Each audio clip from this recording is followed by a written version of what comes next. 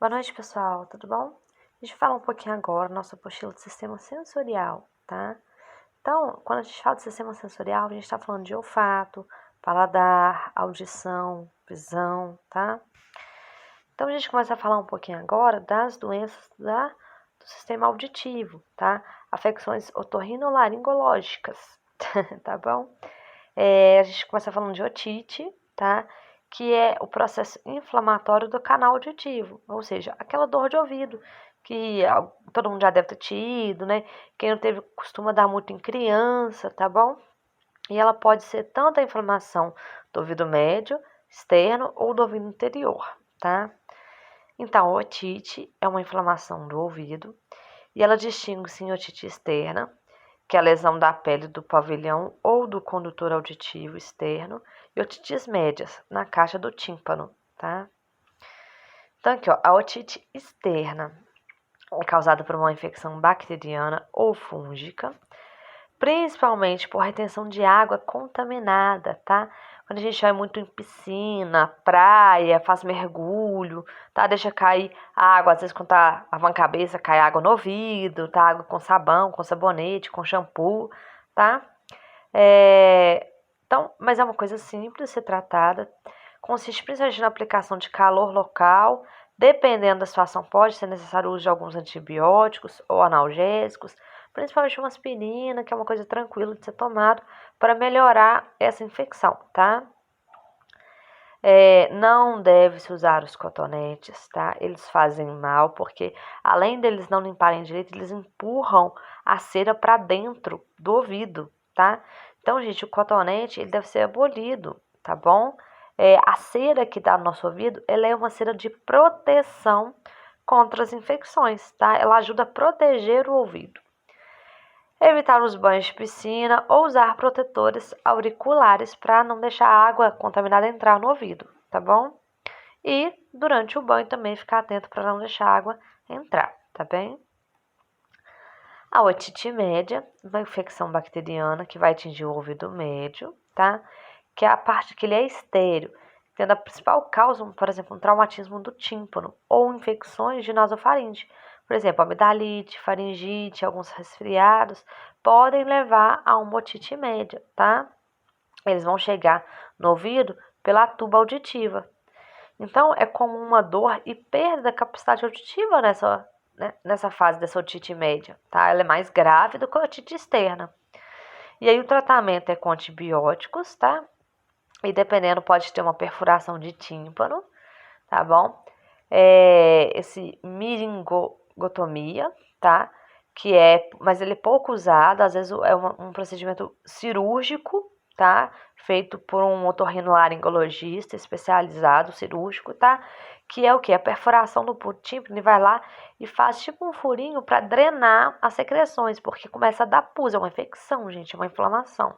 Então vai dar pus, vai dar secreção, então tem que drenar essas secreções para conseguir voltar o ouvido à sua capacidade auditiva normal, tá? E aí, se não ocorrer o tratamento definitivo, a otite aguda pode evoluir para a otite crônica, que é a perda definitiva da capacidade auditiva daquele ouvido, tá? Então, tem que procurar um médico especialista para ele ver o melhor tipo de tratamento, ok? Então, a gente tem a otite externa, tá? Mais comum no verão, por causa das piscinas, tá? Febre não é comum a febre, tá? E o tratamento pode ser com algumas gotinhas de analgésicos, tá? Ou alguns outros produtos especializados, alguns antibióticos em casos mais graves. Na otite média, tá? Mais comum no outono e no inverno, pode dar febre, tá? E aí o tratamento é com antibióticos ou medicações endovenosas, hospitalizações em casos mais graves, tá bom? O principal sintoma da otite, então, é a otofagia, ou seja, a dor de ouvido, tá? E a perda auditiva, dependendo da gravidade, tá bem? É uma das causas mais comuns de infecções na infância, tá? Agora a gente fala um pouco de amidalite, tá? Então a gente tem aqui, ó, as nossas amígdalas normais, elas são pequenininhas, ficam aqui atrás. E aí a gente tem a amígdala vermelha, inchadinha, tá? Inflamada, bem aqui no cantinho da boca, visível, tá? Então, a amidalite é uma infecção das amígdalas ou tonsilas, tá? É a mesma coisa. Frequentemente é associada a uma inflamação das adenoides, tá? Então, quem já teve adenoide, quem tem gente que tira as amígdalas para evitar, tá bom?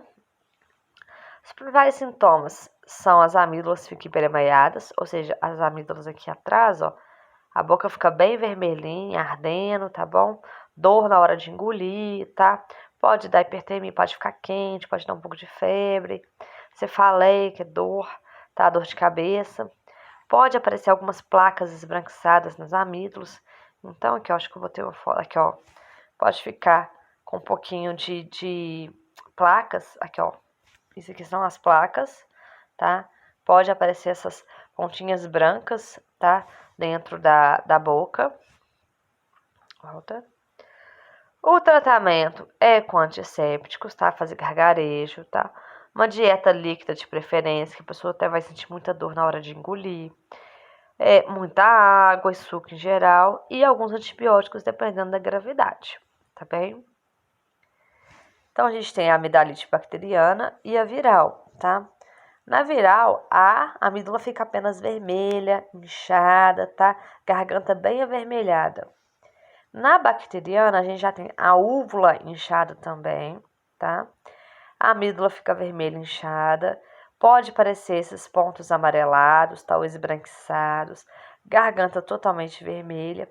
E a língua, ela fica mais saborosa, mais esbranquiçada, amarelada, acinzentada, tá? Então, depende, ela vai ter uma coloração diferente. E ela fica mais espessa, mais grossa, tá? Mais seca. Tá? Então, a bacteriana é mais sério, mais grave do que a viral, tá bom? Sintomas da amidalite, né? É a amígdala vermelha, inchada, pode dar febre, dor de garganta, mau hálito, tá? Pode aparecer essas placas brancas ou amareladas e a dificuldade de engolir, dor na hora de engolir, tá? Então, tá aí um dos exemplos, ó, essa amígdala aí grandona, toda infeccionada, tá? Vou até aumentar aqui para ficar mais fácil para ver. Ixi, depois eu aumento aqui. Aí. Com uma mão só difícil, que eu tô gravando. Para mandar a apostila para vocês, eu vou aumentar a foto, tá bom? Então, essas são as duas principais que a gente vai ver do sistema auditivo, né? Olfato, paladar, tá? Então, a gente tem os principais termos técnicos de ouvido, nariz e olhos, que é a blefarite, que é a inflamação das pálpebras, exoftalmia, que é a saliência exagerada do globo ocular, fotofobia, que é a dificuldade de visão na claridade, epistaxe, que é o sangramento nasal, e a otite, que é a inflamação de ouvido, tá? Falando agora de um pouquinho de infecções oftalmológicas, tá? A gente fala um pouquinho sobre catarata, tá? Que é a opacificação do cristalino. Então, ela acontece geralmente como resultado do envelhecimento, tá? As pessoas mais idosas, a vista vai ficando cansada, dificultosa, e aí elas podem ter catarata. Então, ela pode estar associada a doenças como diabetes, hipotiroidismo, exposição à radiação ou uso de corticoides. São fatores que vão dar uma predisposição maior a desenvolver a catarata ao longo dos anos, tá? Então, a gente tem aqui um olho normal, tá? O cristalino, ele fica normal, ele tem que ser transparente, tá? E o olho com catarata, o cristalino do olho, ele fica opaco, tá? É como se tivesse tipo um olho de vidro, ele fica mais um vidro fosco. Aqui, onde tinha que ser transparente, fica bem fosco, tá?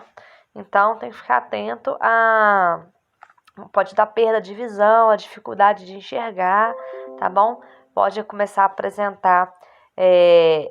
ao longo dos anos, a pessoa começa a ter uma perda de visão devagarzinho, até você conseguir enxergar exatamente aqui, ó, esse ponto esbranquiçado no olho do paciente, da pessoa, tá?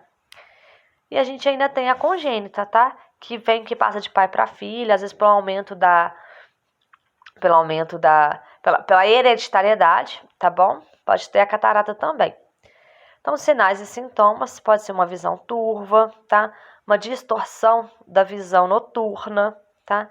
Pupila fica amarelada, cinza ou branca, tá? O tratamento é cirúrgico, com a remoção da catarata por técnica cirúrgica, também chamada de facectomia, tá?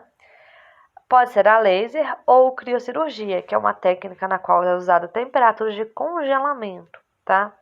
E aí, eles substituem o cristalino do olho por uma lente, tá bom? E aí, a gente tem o glaucoma também, tá? Que é uma doença caracterizada pela perda progressiva do campo visual devido à lesão de um nervo óptico, tá? Então, agora o problema não é mais no cristalino, tá? Agora o problema está numa lesão no nervo óptico devido a um aumento da pressão intraocular. Então, as pessoas que têm, por exemplo, uma pressão alta, tá? Ou fator genético, então vai dar um aumento na pressão dentro do olho, tá? Então a gente tem aqui, ó, um olho saudável, um olho normal, então a gente tem a córnea, o fluxo de humor aquoso, tá? O canal de drenagem, o cristalino. Então a gente tem aqui, ó, e o nervo óptico. Tá vendo aqui o nervo óptico? Então o glaucoma, ele pode dar uma obstrução da drenagem do humor aquoso, tá? Então você tem um aumento da pressão intraocular, aqui ó, o aumento da pressão intraocular e lesões nos vasos e no nervo óptico. Então vai machucar o olho. Essa pressão alta vai lesionar o olho, tá? E aí vai dar o quê? Essa pressão intraocular vai gerar o glaucoma, tá? Que é a perda progressiva da visão, tá? Maior incidência decorrendo da idade, então ao longo da idade pode dar o glaucoma, tá? Pessoas mais velhas, diabéticas, tem mais predisposição em pessoas negras, tá? Que fazem uso prolongado também de corticoides, tá? Principais sinais e sintomas é a perda do campo visual, vai perdendo ao longo do tempo, tá? E uma dor. O paciente sente dor no olho devido a esse aumento da pressão intraocular, tá? O tratamento é baixar essa pressão. Não tem jeito, tem que diminuir essa pressão intraocular, senão vai dar lesões sérias, graves e permanentes, tá? Pode ser medicamentoso, tá? Ou através de a laser, tipo uma microcirurgia a laser ou incisional para tentar baixar essa pressão, tá? Então a gente tem aqui, ó, um bebezinho, tá? Com glaucoma congênito, então o olho fica completamente esbranquiçado, tá? Isso aqui é um idoso com olho normal e um olho com glaucoma, tá? Então isso pode ser congênito, viu, gente? Isso pode ser passado de mãe para filho, tá? E pode ser também ao longo da idade, tá bom? Tranquilo aí, pessoal?